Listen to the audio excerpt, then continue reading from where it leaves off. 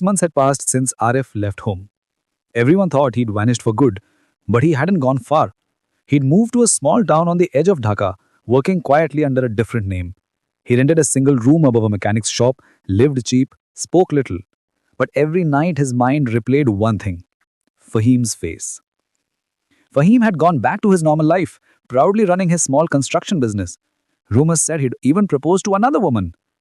The thought made Arif's hands clench every time. Arif's revenge didn't start with violence.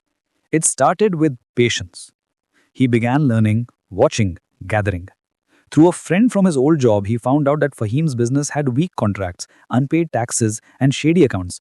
Arif collected copies of invoices, fake bills, and bribes that Fahim had paid to local officers. Piece by piece, he built a quiet storm. Then one rainy evening, Arif made his first move. He mailed a thick envelope to the Anti-Corruption Bureau filled with documents, photos, bank slips, no name, no return address. 2 weeks later, police cars surrounded Fahim's office. He was taken in for questioning. It made the local news. Businessmen accused of tax fraud and bribery.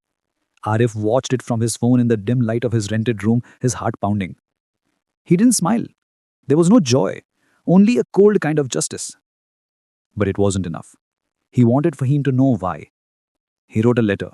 One simple line. You took my life. Now I've taken yours.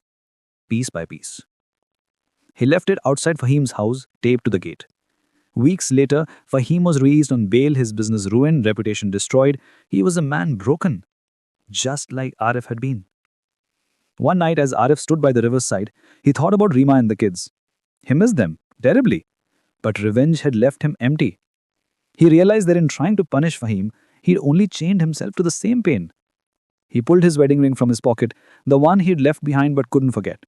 The gold had darkened a little with time. He stared at it one last time before tossing it into the water. The ripples spread, then disappeared. Arif turned away from the river, shoulders heavy but lighter than before. The past had burned down behind him, and in the ashes, he finally found something close to peace. This is my last advice for you. Sometimes revenge doesn't heal you. It only proves how deeply you were wounded. But for Arif, that wound was finally closing. If you want to watch this part 3 of the story, you can watch on our YouTube channel. Make sure to like and subscribe to get all our videos first. Thank you for watching.